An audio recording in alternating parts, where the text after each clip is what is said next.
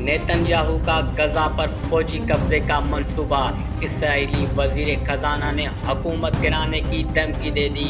ایسا لگتا ہے نیتن یاہو اسرائیلی فوج کو فیصلہ کن فتح کی طرف لے جانا ہی نہیں چاہتے۔ اسرائیلی وزیر خزانہ کا بیان۔ فیلڈ مارشل عاصم منیر کا دورہ امریکہ، اعلیٰ سیاسی و عسکری قیادت سے ملاقاتیں۔ جنرل عاصم منیر نے ٹیمپا میں امریکی سینٹکام کے کمانڈر جنرل مائیکل کریلا سے ریٹائرمنٹ کی تقریب میں ملاقات کی۔ پاکستان اور امریکہ کے درمیان تجارتی حجم میں 16% اضافہ۔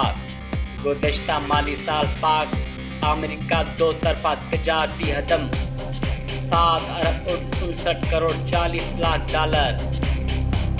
کراچی میں ڈمپر کے ٹکر سے بہن بھائی جاں بحق، والد زخمی۔ مشتعل شہریوں نے ڈمپر جلا دیے۔ شہریوں نے موٹر سائیکل کو ٹکر مارنے والے ڈمپر ڈرائیور۔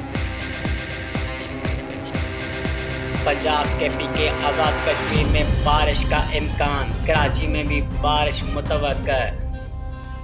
کراچی سمیت ساحلی علاقوں میں متعلقہ آبرو آلود رہنے کے علاوہ چند مقامات پر بوندا باندی کا امکان۔ انتقامی کارروائیاں عروج پر، لیکن پاکستان اور آزادی کی جنگ آخری دم تک لڑیں گے۔ دہشت گردی کا خاتمہ اور عوام کا اعتماد بحال کرنے کی اولین ترجیح ہے۔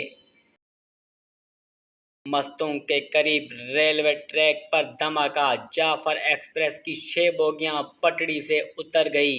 جعفر ایکسپریس کوئٹہ سے پشاور کے لیے جا رہی تھی۔ دونوں ممالک اپنے طیارے کے موجودہ ذخائر کی آزادانہ تصدیق کرا لیں۔ وزیر داخلہ کا بھارت کو چیلنج۔ ہمارا گمان ہے کہ آزادانہ تصدیق سے وہ حقیقت عیاں ہو جائے گی جسے بھارت چھپانا چاہتا ہے۔